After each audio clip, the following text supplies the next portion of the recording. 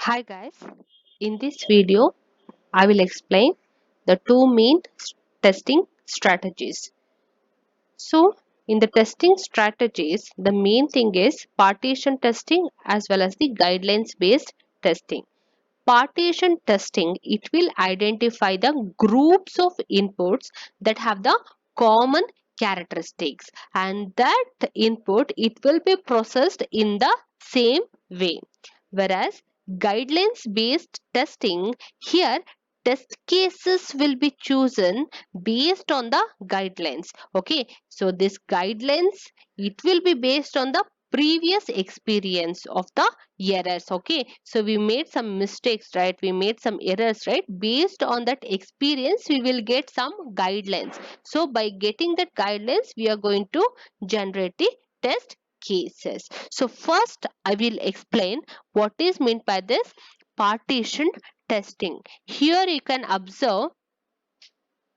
Okay, so this input data will be there as well as that output data will be there. So that left side, the diagram, it the left side circle, it represents the input equivalence partition, whereas the right side it represents the output partition. Okay, so here in case of the partition testing, input data and the output results are often fall into a different classes. Okay, where all the members of a classes are related. So each of these classes in an equivalence partition behaves in an equivalent way or behaves in a same way. Okay, so here the major thing is that test cases should be chosen from each partition. So the below figure, you can observe that this below figure, it represents the equivalence partition. You can observe less than 4, between 4 and 10, more than 10, all these things, it represents the equivalence partition. Okay, so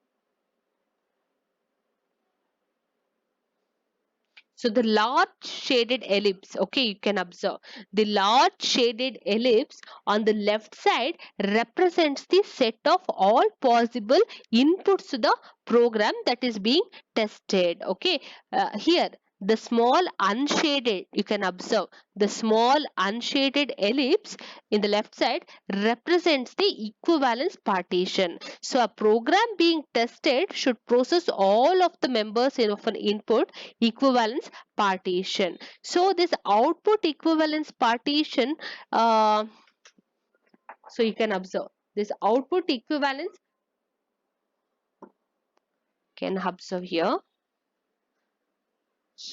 this output equivalence partitions in which all the outputs have something in common. Okay, there is one-to-one mapping between the input as well as the output equivalence partition. Here you can observe on the right side it represents the output equivalence partition.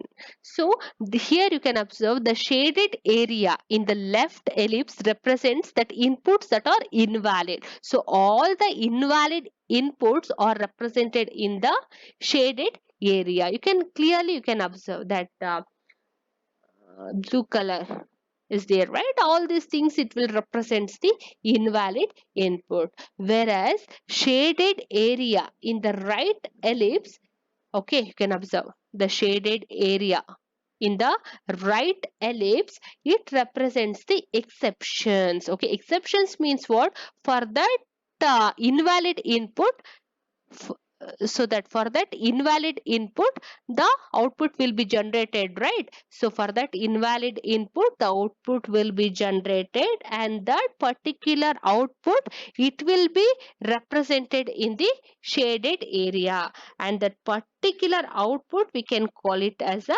exception output. Okay, so once you have identified a set of partition, so it's necessary to choose the test cases from each of these partitions. Okay, so here you can observe.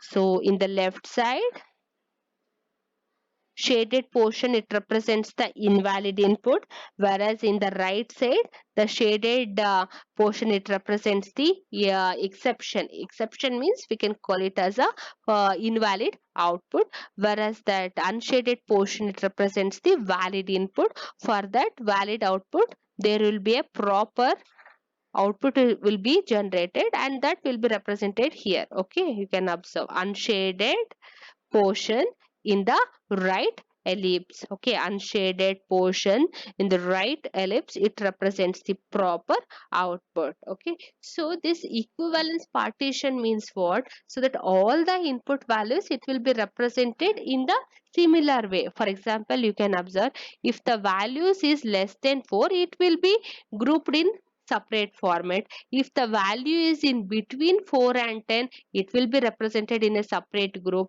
and if the value is more than 10, it will be represented in a separate group. So for example, if the value is between if the value is 1, 2, 3, it will come to the first section, or it will come to the first group.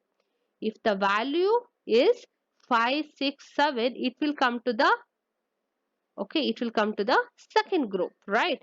If the value is 11, 12, 13, it will comes to the third group. So in this way, we are going to partition each and every input, and that concept we can call it as a partition testing. So based on the it means based on the values, we are going to group. We are going to make a group. So we are going to identify the group of inputs that have the common characteristics. Okay, we are here, three groups are there based on the input value, right? So that we can call it as a partition testing. Okay, very simple.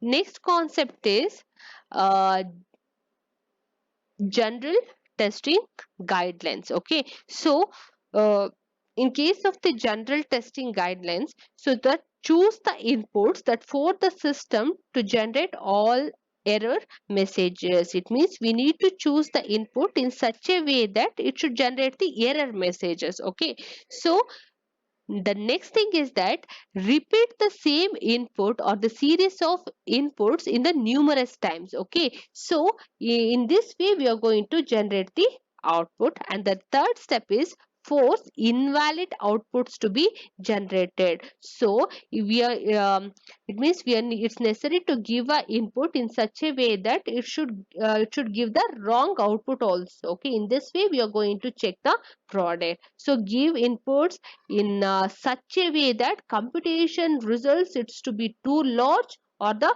too small. So these are all the testing guidelines. So in what way we need to test a product? So we need to test a product in such a way that we should give the wrong input, as well as we need to give the proper input, or as well as the result it should be too large in such a way that we should in such a way we need to provide the input. Okay, so next is that component testing. Next concept is component testing. So this component testing I will explain in the next video. Thank you.